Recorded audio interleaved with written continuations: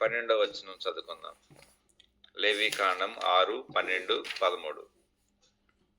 బలిపీఠం మీద అగ్ని మండుచుండవలెను, అది ఆరిపోకూడదు. ప్రతి ఉదయమున యాజకుడు దాని మీద కట్టెలు వేసి దాని మీద దహన బలి ద్రవ్యమును ఉంచి సమాధాన బలి యగు పశువు క్రొవ్వును దహింపవలెను. బలిపీఠం మీద అగ్ని నిత్యము మండుచుండవలెను, అది ఆరిపోకూడదు. మరోసారి చదువుదాం. 13వ వచనం. బలిపీఠం మీద అగ్ని నిత్యము మండుచుండవలెను, అది ఆరిపోకూడదు. దేవుడు ఈ దివ్యమైన లేఖన భాగాన్ని మన వినికిడిలో ఆశీర్వదించి దీవించునుగాక.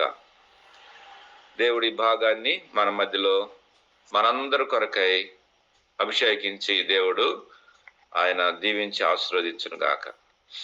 ఇక్కడ ప్రాముఖ్యమైన అంశం ఏంటంటే అగ్ని ఆరిపోకూడదు, అది నిత్యము ఆరిపోకుండా మండాలి అని దేవుని యొక్క ఆకాంక్ష అన్నమాట అది.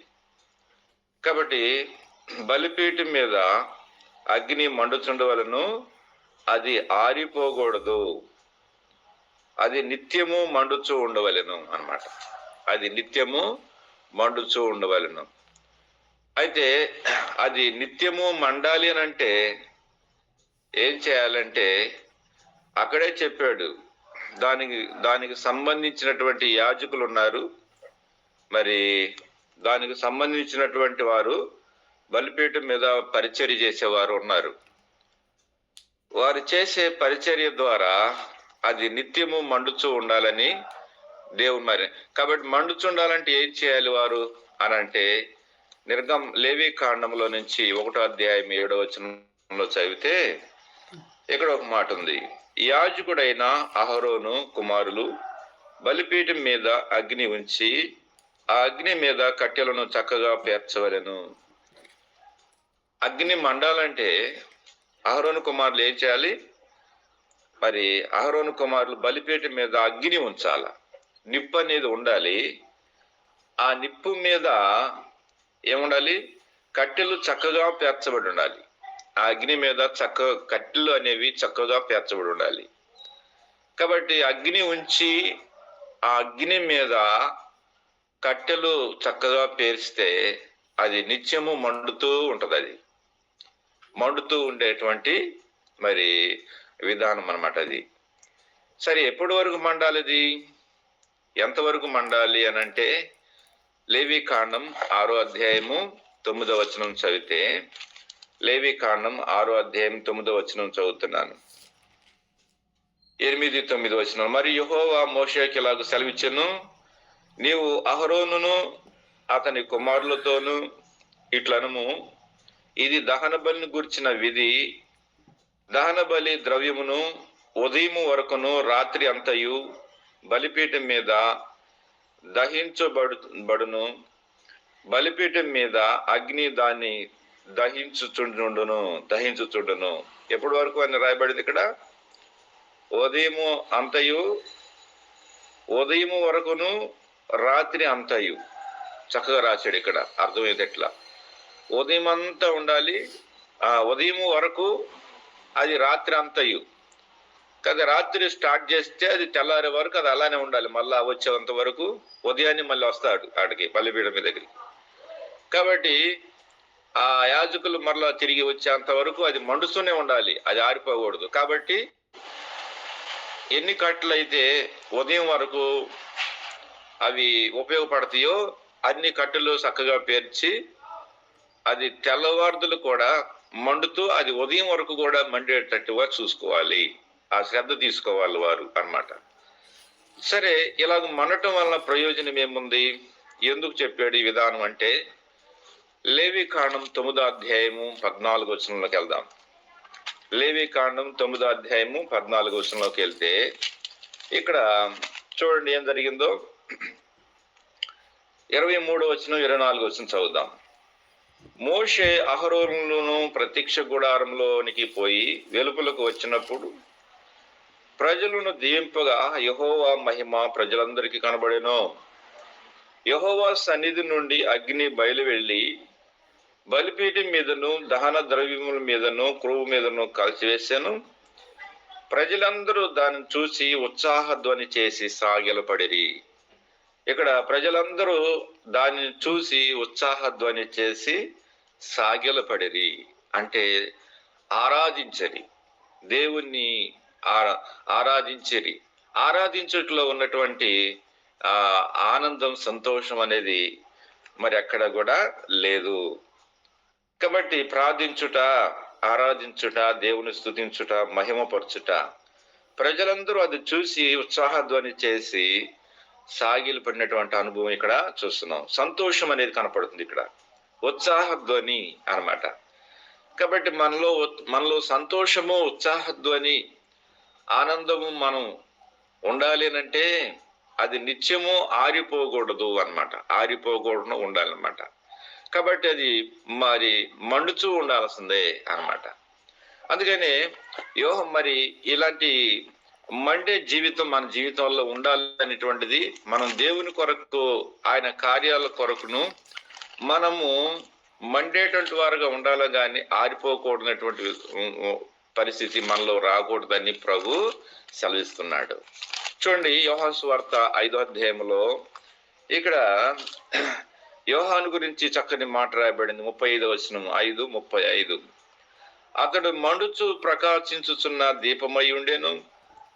మీరు అతని వెలుగులో ఉండి కొంతకాలము ఆనందించుటకు ఇష్టపడితిరి. చూసావా, మండుచు ప్రకాశించుచున్న దీపమై ఉండెను. యోహాను మండుచు ప్రకాశించుచున్నటువంటి ఆ దీపముగా ఉండెను అనేటువంటిది దేవుని వాక్యంలో నుంచి మరి మనం చూస్తూ ఉన్నాం. అలాగనే కీర్తనల పుస్తకం 39వ అధ్యాయము 3వ వచనం చదువుదాం. కీర్తనల పుస్తకం 39వ అధ్యాయము 3వ వచనం చదువుదాం. చూడండి, 3వ వచనం, 39:3. నా గుండె నాలో మండుచుండెను, నేను ధ్యానించుచుండగా మంట పుట్టెను. అప్పుడు నేను నోరారా పలికి తిని యెహోవా, నా అంతం ఎట్లున్నది, నా దినముల ప్రయాణం ఎంతైనది నాకు తెలుపుము, నా ఆయువు ఎంత అల్పమైనదో నేను తెలుసుకొనగోరుచున్నాను. సరే, ఇవి పక్కన పెడితే ఇక్కడ దావీదు ఎలాంటి వాడుగా ఉంటున్నాడు అంటే, నా గుండె నాలో మండుచుండేను, నేను ధ్యానించుచుండగా మంట పుట్టేను. చూసావా, కాబట్టి మండే, దేవుని కొరకై మండేటువంటి వారంగా మనం ఉండాలి. దావీదు వలె మనం ఆరిపోకూడదు. మనం ఆర్పబడినటువంటి అనుభవం మనలోకి ఎట్టి పరిస్థితుల్లో రాకూడదు. మన మంట వ్యాపించాలి. మరి మన మంట అనేది మరి అన్ని వైపులా వ్యాపించాల. మన మంట అనేది ఇక్కడి నుంచి హైదరాబాద్ దాకా వ్యాపించాలి, మంగమూరు నుంచి. అలాగనే హైదరాబాద్ నుంచి మంగమూరు దాకా వ్యాపించాలి. ఆ మంట అక్కడక్కడే ఉంటే కుదరదు అన్నమాట. బళ్ళారి నుంచి ఒంగోలు దాకా, బళ్ళారి నుంచి హైదరాబాద్ దాకా వ్యాపించాలి. అది అక్కడక్కడే ఉంటే ఆ మంటకు విలువ లేదు. కాబట్టి ఆ మంట అనేది ప్రకాశిస్తూ ఉన్నటువంటి వారంగా మనం ఉండాలనేటువంటిది ఇక్కడ ప్రభు చెబుతుంది. అందుకే అంటాడు, నా గుండె నాలో మండుచుండెను, నేను ధ్యానించుచుండగా నాకు మంట పుట్టెను అని ఇక్కడ దేవుని వాక్యం చదివిస్తూ ఉందన్నమాట. అందుకనే మరి ఈ మంట అనేటువంటిది ఎలాగూ వ్యాపించాలి, ఏ విధంగా వ్యాపించాలి అనేది మనం చూస్తే, ఏ విధముగా మనం ఈ మంట అనేది వ్యాపించాలి అని చూస్తే, మరి దేవుని వాక్యంలోంచి చూద్దాం. చూడండి, మీరు సర్వలోకమునకు వెళ్ళి సర్వ సృష్టికి నా సువార్త ప్రకటించరి. మత్తయి సువార్త 20 చివరి అధ్యాయంలో నుంచి మనం చూస్తే, మరి ఇక్కడ ప్రభు అంటాడు 18వ వచనం, 28, 18వ వచనం చదువుదాం. అయితే యేసు వారి యొద్దకు వచ్చి పరలోకమందును భూమి మీదను నాకు సర్వాధికారం ఇవ్వబడింది. కాబట్టి మీరు వెళ్ళి సమస్త జనులను నా శిష్యులుగా చేయుడి. నా శిష్యులుగా చేయుడి. ఇదొక భాగం అన్నమాట. తర్వాత మార్కు సువార్తికుడు ఏం రాశాడు చూద్దాం. అది కూడా చూద్దాం. మార్కు సువార్తలో చివరి అధ్యాయంలో మనకైతే 19వ వచనం, ఎలాగున ప్రభువైన యేసు వారితో మాట్లాడిన తర్వాత పరలోకమునకు చేర్చుకొనబడిన దేవుని కుడిపార్శ్వమున ఆసీనుడైన వారు బయలు వెళ్ళి వాక్యం అంతటను ప్రకటించిరి. ప్రభు వారికి సహకారయుండెను. వెనువెంట జరుగుచూ వచ్చిన సూచక్రియలను వలన వాక్యము స్థిరపరచబడుచు ఉండెను. చూసావా? ఇక్కడ ముందుగా ఇంకో మాట కూడా చదవాలి. 15వ వచనం, మీరు సర్వలోకమునికి వెళ్ళి సర్వ సృష్టికి నా సువార్తను ప్రకటించుడి. చూసావా? నా సువార్తను ప్రకటించుడి. కాబట్టి మీరు సర్వలోకానికి వెళ్ళాలి. మీరు అక్కడే ఉంటే కాదు, మేము ఇక్కడే సేవ చేసుకుంటాం అంటే కాదన్నమాట. మనం వెళ్ళాలి. మన వెలుగు అనేది వ్యాపించాల. మరి ఇక్కడే కాదు, ప్రభు చిత్తం అయితే మనం ఇతర దేశాల్లో కూడా వ్యాపించాలి. మన మంట అనేది ఇతర దేశాలు కూడా పాకాలన్నమాట. కాబట్టి దేవుని చిత్తం ప్రార్థన చేద్దాం. ప్రభు చిత్తం, ప్రభు ఏర్పాటు, ఇది మనం చిన్నదిగా ఆరంభించాము. అయితే ఈ మంట పెద్దదగును గాక, ఇది వ్యాపించును గాక. ఇది సర్వలోకమంతట కూడా ఇది ఒక ఉద్యమంతో కూడిన, ఒక ప్రళయంతో కూడినటువంటిదిగా మరి ఇది వ్యాపించేటువంటి దశలో మనం వెళ్ళాలనేటువంటిది ఇక్కడ మనం కోరుకునేటువంటి వారికి ఉంటున్నాం. అందుకని దేవుడు ఏం చేశాడు? వారికి సహకారిగా ఉన్నాడు. వారికి ఏం కావాలో వారికి ఇచ్చేసాడు ప్రభు అన్నమాట. మరి వారు దయ్యముల మీద అధికారం ఇచ్చాడు, భాషలో మాట్లాడటంలో అధికారం ఇచ్చాడు, మరణకరమైనటువంటి వాటి మీద విజయం ఇచ్చాడు, అనేక అద్భుతాలు చేసి స్వస్థత కార్యాలు వారికి అనుగ్రహించాడు. వారు ఎక్కడ కాలు పెడితే అక్కడ స్వస్థత కలిగింది. కాబట్టి ఇక్కడ మనం చూస్తున్నాం, ఒకటి సువార్త వ్యాపించింది, రెండోది దేవుని అధికారంతో వారు బయలు వెళ్ళారు, తర్వాత వారు భాషలతో మాట్లాడారు, తర్వాత మరణకరమైనది ఏది తాగినా వారికి హాని చేయలేదు, తర్వాత వారు వారు ఎక్కడికి వెళితే వాళ్ళు అక్కడ స్వస్థత పొందినట్లుగా మనం చూస్తున్నాం. స్వస్థత పొందాల. వాడు పాపములు చేసిన వాడైతే పాప రోగం నుంచి వాడు విడిపించబడాలి. శారీరకంగా మానసికమైన రుగ్మతులు ఏదైనా సరే బంధించబడితే వాడు బంధకాలు వదిలిపోవాలా మనం వెళ్ళినప్పుడు. కాబట్టి ఇది చాలా అవసరం అన్నమాట. ఇప్పుడు ఒక వ్యాధిని బాగొట్టుకోవాలంటే మరి ఇక్కడ నయం కాదు, మీరు గుంటూరు వెళ్ళండి, లేకపోతే హైదరాబాద్ వెళ్ళండి అంటారన్నమాట. కాబట్టి గుంటూరు హైదరాబాద్ వెళ్ళాల్సిన పని లేదు, మనమే వాళ్ళ కాడికి వెళ్ళి వాళ్ళని స్వస్థపరుద్దాం. దేవుడు అద్భుతాన్ని, ఈ శక్తిని, ఈ మహత్యాన్ని, ఈ ప్రభావాన్ని దేవుడు మనకి అనుగ్రహించాడు. ప్రభు ఇచ్చాడు మనకి స్వస్థత, ఈ కార్యాన్ని. దేవుడు మనకి ఇచ్చిన ఇవ్వనటువంటిది ఏది లేదు. అధికారం మనకి ఇచ్చాడు దేవుడు, స్వస్థత మనకి ఇచ్చాడు, అద్భుతాలు ఇచ్చాడు, ఆశ్చర్యమైన కార్యాలు చేయమన్నాడు అన్నమాట. చచ్చిన వారిని కూడా లేకుండా అని చెప్పేసి దేవుడు గొప్ప అద్భుతాన్ని ఇచ్చారన్నమాట. కాబట్టి మరి అన్నిటి మీద దేవుడు మనకు అధికారం, శక్తిని ఆయన మనకు అనుగ్రహించినట్లుగా మనము చూస్తున్నాం. ఇదే లోకాసు వార్తికుడు ఏం రాశాడు అనేది చివరికి వెళ్ళి మనం చూద్దాం. చివరి అధ్యాయంలో వారు ఏం చేస్తూ వచ్చారు అనేది మనం చూస్తున్నాం అన్నమాట. చూడండి, మరి చివరి అధ్యాయంలో అన్నమాట 24వ అధ్యాయంలో మనం చూస్తే 48వ వచనంలో, ఈ సంగతులకు మీరే సాక్షులు, ఇదిగో నా తండ్రి వాగ్దానం చేసినది మీ మీదకి పంపుతున్నాను, మీరు పైనుండి శక్తి పొందు వరకు పట్టణంలో నిలిచి ఉండుడని వారితో చెప్పాను. ఇక్కడ ఏం చెప్తున్నాడు? మీరు నాకు సాక్షులుగా ఉన్నారు, నా తండ్రి వాగ్దానాన్ని మీ మీదకు పంపుతున్నాను. ఆ వాగ్దానమే కాదు, మీరు అన్నిటి మీద శక్తి పొందుదురు. పైనుండి దేవుని శక్తి మీ మీదకి వస్తుంది. దైవ శక్తితో మీరు సర్వలోకానికి వెళ్ళి మండేటువంటి ఈ అనుభవాన్ని నేను మీకు అనుగ్రహిస్తున్నానని ప్రభు ఇక్కడ సెలవిస్తూ వచ్చినట్లుగా మనం దేవుని వాక్యంలోంచి కొన్ని సంగతులు మనం చూడగలం. అయితే అపోస్తలుడైన పౌలు తాను ఎలాగ మండగలుగుతూ వచ్చాడు దేవుని వాక్యంలోంచి కొన్ని 2-3 సందర్భాలు చూద్దాం. తను మండటానికి ఎక్కువగా మండి ప్రకాశించినటువంటి వాడు అపోస్తలుడైన పౌలు అని మనం తెలుసు. అయితే తాను మండి ప్రకాశించడానికి గల కారణాలు ఏమై ఉన్నాయి అనేది కనుక మనం చూస్తే, అపోస్తలుల కార్యములు 26వ అధ్యాయంలో నుంచి 10-11 వచనాలు చదువుదాం.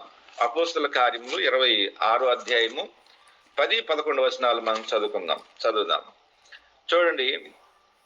యెరూషలేములో నేను అలాగున చేసి తిని, నేను ప్రధాన యాజకుల వలన అధికారం పొంది పరిశుద్ధులను అనేకులను చెరసాలలో వేసి వారిని చంపినప్పుడు సమ్మతించి తిని, అనేక పర్యాయములు సమాజ మందిరములన్నిటిలోని వాటిలో వారందరిని దండించి వారు దేవదూషణ చేయనట్లు బలవంతం పెట్టి చూచి తిని, మరియు వారి మీద మిక్కిలి క్రోధం గలవాడినై ఇతర పట్టణములకు వెళ్ళి వారిని హింసించుచుంటిని అన్నమాట. అంటే క్రీస్తు ప్రభువును ఎరగక ముందు తాను ఇచ్చినటువంటి సాక్ష్యం ఇక్కడ మనం చూస్తున్నాం. తాను అన్నమాట, అంటే సాక్షిగా తాను ఎలా ఉన్నాడు. కాబట్టి క్రీస్తుకు మరి క్రీస్తుని ఎరగక ముందు తాను ఎలాంటి వాడు అనేది సాక్ష్యం ఇచ్చాడు.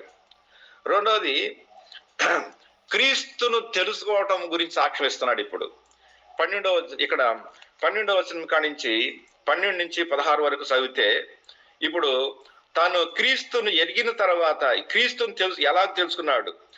12వ వచనం, అందు నిమిత్తం నేను ప్రధాన యాజకుల చేతను అధికారం ఆజ్ఞను పొంది దమస్కును పోచుండగా, రాజా మధ్యాహ్నమందు నా చుట్టూ మనుసు నాతో కూడా వచ్చి చుట్టూ ప్రకాశించిన సూర్యుని తేజస్సుని కంటే మిక్కిలి ప్రకాశమైన ఒక వెలుగును త్రోవలో నాకు ప్రకాశించుంటూ నేను చూసి, మేమందరమును నేలను పడినప్పుడు సౌలా నన్ను ఎందుకు హింసిస్తున్నావని, మునుకోళ్ళకు ఎదురుతనుట నీకు కష్టమని హెబ్రీ భాషలో ఒక స్వరంతో చెప్తా నేను వింటిని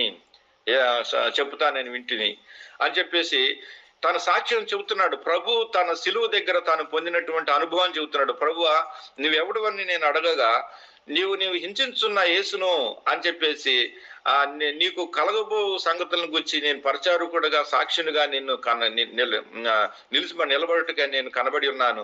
నీవు లేచి నీ పాదములను మూపి నిలుము. నేను ఈ ప్రజల వలన అనిజన వలన హాని కలగకుండా నిన్ను కాపాడేదను. వారి చీకట్లో నుండి వెలుగులోనికి సాతాను అధికారం దేవుని వైపుకు తిరిగి నా అందరి విశ్వాసం చేత పాప క్షమాపణ పరిశుద్ధపరచబడిన వాళ్ళు స్వాస్థ్యం పొందినట్లు వారి కన్నులు తెలుసుటకు నేను నిన్ను వారి వద్దకు పంపుతున్నానని చెప్పాను. చూసావా, ఒకటి సిలువకు వెనక జీవితాన్ని చెప్పాడు. ఇప్పుడు సిలువ దగ్గర ఉన్నటువంటి జీవితాన్ని చెబుతున్నాడు. తాను సిలువ దగ్గర తాను ఏం నేర్చుకున్నాడో, తాను పొందిన వెలుగు ఎంత ఉందో, ఎందుకొరకు రక్షించబడ్డాడో, తాను ఏమై ఉన్నాడు అని చెప్పేసి తాను చెప్పగలుగుతూ వచ్చాడు. ఇప్పుడు మరి క్రీస్తులో తనకున్నటువంటి అనుభవం, ఆయన ఎందు నిమిత్తం నన్ను ఏ విధానంలో పట్టుకొచ్చాడు అనేటువంటి విషయాన్ని మరి మూడోదిగా తను పంచుకుంటున్నాడు. అది 26వ అధ్యాయంలోనే 22 నుంచి 23 వరకు చదువుతాం. అయినను నేను దేవుని వలన సహాయము పొంది నేటి వరకు నిలిచి ఉన్నాను. క్రీస్తు శ్రమపడి మృతులో పునరుద్ధానం పొందువారిలో మొదటి వాడగుట చేత ఈ ప్రజలకును అన్ని జనులకును వెలుగు ప్రసరింపబోనని ప్రవక్తను మోషేయు ముందుగా చెప్పినవి కాక మరి ఏవి చెప్పక అల్పులకును గనులకును సాక్ష్యం ఇచ్చుచుంటిని. ఏం చేస్తున్నాడు? క్రీస్తులో నేను ఏదైతే నేర్చుకున్నానో అది ఇతరులకు నేను నేర్పిస్తున్నాను. ప్రవక్తల ద్వారా మరి దేవుడు ఏదైతే ప్రకటిస్తూ వచ్చాడో దానిలో నుంచే గాని ఇంక వేరేది నేనేం చెప్పటం లేదు. ఇది నా అంతటి నేను చేసేది కాదు. ఇది దేవుడు ఏదైతే చెప్పమన్నాడో, ఏదైతే ప్రజలు ఏవైతే ఈ వెలుగు పొందాలో, మండాలో ప్రకాశించాలనేది దేవుడు లేఖనాల నుంచి ఏది చెప్పాడో అదే నేను చేస్తున్నాను రాజా అని చెప్పేసి సాక్ష్యం ఇస్తున్నాడు. నువ్వు ఉన్న చోట నుంటే కుదరదు. అది అనేకుల దగ్గరికి నువ్వు పోవాలి, వెళ్ళాలి, మాట్లాడాలి, ప్రకాశించాలి.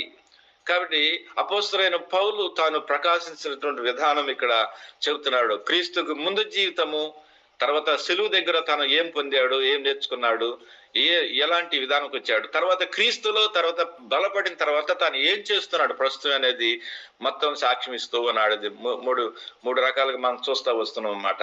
కాబట్టి మరి ఈ విధానములో మనం దేవుని కొరకై మరి ఆత్మలో రక్షించే విధానంలో, ఆత్మలు వెలిగించబడేటువంటి విధానంలో, ఆత్మలు మరి బలం పొందుకొని నిత్య రాజ్యంను ప్రకాశించే విధానంలో, తండ్రి యొద్దకు పరలోకానికి చేర్చే విధానంలో మనం ఎలాగూ మండుతున్నాము, ఎలాగూ ప్రకాశిస్తున్నాం అనేటువంటి విధానంలో మనము నేర్చుకోవాల్సినటువంటి వారమై ఉంటున్నాం అనేటువంటి విధానంలో మనం చూడగలుగుతూ వస్తున్నాం. కాబట్టి ఈ విషయంలో మనం జ్ఞాపకం చేసుకోవాలి. తర్వాత ఇంకొక మాట కూడా ఉంటుంది అన్నమాట. ఏమంటాడంటే రోమిలు రాసిన పత్రికలో నుంచి మరి 1వ అధ్యాయము ఇంకొక మాట కూడా జ్ఞాపకం చేసుకుందాం. మరి రోమిలు రాసిన పత్రిక 1వ అధ్యాయంలో నుంచి 1వ అధ్యాయం 8వ వచనం చదువుతాం. రోమిలు రాసిన పత్రిక 1వ అధ్యాయం 8వ వచనం. మీ విశ్వాసము సర్వలోకమునకు ప్రచురము చేయబడుచుండుటను బట్టి మొదట మీ మీ మీ అందరి నిమిత్తమును యేసు క్రీస్తు ద్వారా నా దేవునికి కృతజ్ఞతాస్తుతులు చెల్లించున్నాను. మీ విశ్వాసము సర్వలోకము ప్రచురము చేయబడుచుండు నిమిత్తము. మీ ఇందాక దేవుని సువార్త సర్వలోకానికి వెళ్ళాలి, నీ ద్వారా మండాలి అన్నమాట నువ్వు. రెండోది మరి మీ విశ్వాసము అనేటువంటిది ఎక్కడికి వెళ్ళాలి? సర్వలోకమునకు ప్రచురం చేయబడాలి. ప్రతి చోటుకు నువ్వు వెళ్ళాలి. నీ విశ్వాసం అవసరం అట. మనమేమనుకుంటున్నాం, ఇక్కడ పాడుకుంటే సరిపోదులే, నేను అంతటోడిని, ఏ పాటోడిని అని చెప్పేసి మనం అనుకుంటుంటాం అన్నమాట. లేదు, మనం సర్వలోకానికి మన స్వార్థ వెళ్ళాలి. రెండోది మన విశ్వాసం కూడా వెళ్ళాలి. అట్లా వెళితేనే నువ్వు మండుచున్నట్లుగా అన్నమాట. నువ్వు నీ వెలుగు అతి దూరంగా ప్రకాశిస్తున్నటువంటి విధానంలో అన్నమాట దేవుడు మహిమ పొందుతాడు. ప్రజలు సంతోషిస్తారు, ప్రజలు మేలు పొందుతారు, ప్రజలు స్వస్థత పడతారు. నీ వలన సహాయం ఎంతో అవసరమై ఉన్నది. నీ ద్వారా దేవుడు అద్భుతములు జరిగించబోతున్నాడు.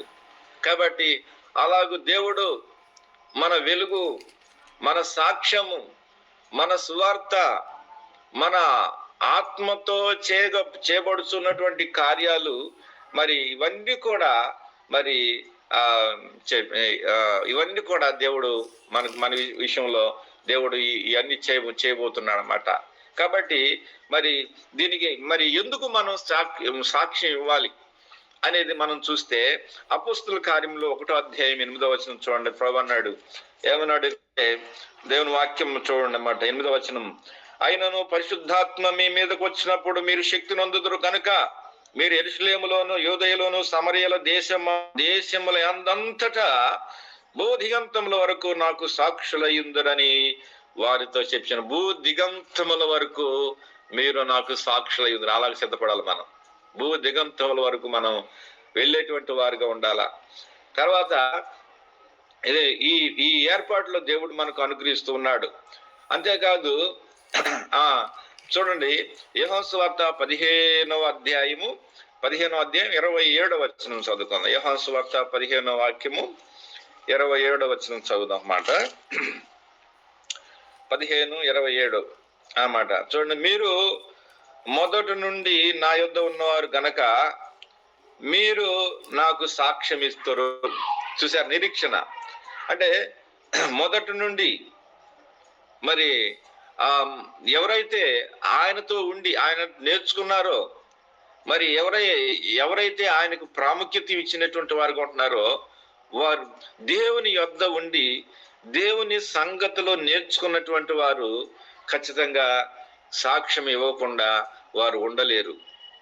ప్రభు దగ్గర ఏదైతే నేర్చుకున్నారో, ప్రభు వారికి ఏదైతే నేర్పించాడో, మరి వారిని ఏ విషయంలో బలపరిచాడో ఆ విధానాల్లో ఇతరులను వాళ్ళు బలపరచకుండా, ఇతరులు ఆ మంట తీసుకొని రాకుండా వారు ఉండలేరు. కాబట్టి నేను వెళ్ళాలి, నేను ప్రకాశించాలి, నేను వారికి సంగతులు చెప్పాలి అనేటువంటి విధానంలో మరి ఇతరులను కూడా రక్షించుకోవడానికి ఆ ప్రభు ఎంతగానో సహాయపడుతున్నట్లుగా మనం చూస్తున్నాం. యోహాను సువార్త 1వ అధ్యాయంలో 7వ వచనంలో కూడా అదే మాట చెప్తున్నాడు దేవుడు. ఏమన్నాడంటే అతని మరి యోహాను సువార్త 1వ అధ్యాయము 7వ వచనం, అతని మూలముగా అందరూ విశ్వసించినట్లు అతడు అతడు ఆ వెలుగును గూర్చి సాక్ష్యమిచ్చుటకును సాక్షిగా వచ్చాను. చూసావా, అతని మూలముగా అందరూ విశ్వసించినట్టుగా అతడు వెలుగును గూర్చి సాక్ష్యమిచ్చుటకు సాక్షిగా వచ్చాను. యోహాను గురించి చక్కని మాట రాయబడుతూ వచ్చింది ఇక్కడ.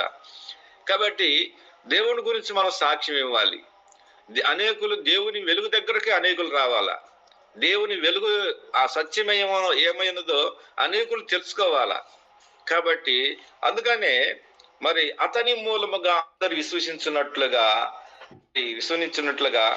ఆ వెలుగును గురించి సాక్ష్యం ఇచ్చడానికి, కాబట్టి సాక్ష్యం ఇవ్వాల్సినటువంటి అవసరత ఎంతైనా ఉంది అనేటువంటిది ఇక్కడ మనం దేవుని వాక్యం నుంచి మనం తెలుసుకోవాల్సినటువంటి వారిగా ఉంటున్నాం. కాబట్టి మన జీవితంలో ఎలా ఉన్నాం? పండుతూ ఉన్నామా? ప్రకాశిస్తూ ఉన్నామా? మనం ప్రకాశిత ఎంత మట్టుకై ఉన్నది? ఎక్కడి వరకు వెలుగుతున్నాం? ఒకవేళ ఆరిపోయినటువంటి విధానాల్లో మన మనసాక్షి ఏమైనా మన మీద ప్రత్యుత్తరం ఇస్తుందా? మన మనసాక్షి ఏమని చెప్తుంది? మన స్థితిగతులు ఏమై ఉన్నాయి? కాబట్టి మరి మన సువార్త మంట వ్యాపిస్తుందా? రెండోది, మరి నీలో ఉన్నటువంటి ఆ విశ్వాస ప్రమాణాలు మరి అంత ఆ లోకమంతటా మరి వెళ్తున్నాయా? ఇవన్నీ జ్ఞాపకం చేసుకోవాలి. మన విశ్వాసము వ్యాపించాలి. మన సువార్త మరి దేవుడు నీకు బయలుపరిచినటువంటి ఆ సువార్త వ్యాపించాలి. అపోస్తలుడైన పౌలు మన మాదిరిగా తీసుకున్నాం. గత జీవితము, సెలవు దగ్గర జీవితము, తర్వాత తను పొందినటువంటి అనుభూతిలో మరి ఏమై ఉన్నాడో, దేవుని కోసం ఏం చేస్తున్నాడు అనే సంగతిని రూఢిగా చెప్పాడు. కన్ఫ్యూజ్ లేదు, ఎక్కడ డిస్టర్బ్ లేదు. గత జీవితం చెప్పాడు, సెలువు దగ్గర తాను పొందిన అనుభవం చెప్తూ వచ్చాడు. తర్వాత సెలువు దగ్గర తాను నేర్చుకున్న అనుభూతిలో తాను ఏ మేలు పొందాడో, ప్రభు ఏం చేస్తున్నాడు అనేటువంటిది 3 విషయాలు తాను పంచుకుంటూ వచ్చాడు. అలాగే మన జీవితంలో రానున్న దినాల్లో అన్ని దిశలు వ్యాపించాలా, ఇంకా వ్యాపించాలా. అలాగ వ్యాపించే దశలో దేవుడు మనందరినీ కూడా దీవించి ఆశీర్వదించును గాక. అట్టి గొప్ప మేలు ఆశీర్వాదం దేవుడు మనకి అనుగ్రహించును గాక. ఈ చిన్న భాగాన్ని మన కొరకే దీవించి మహిమపరచును.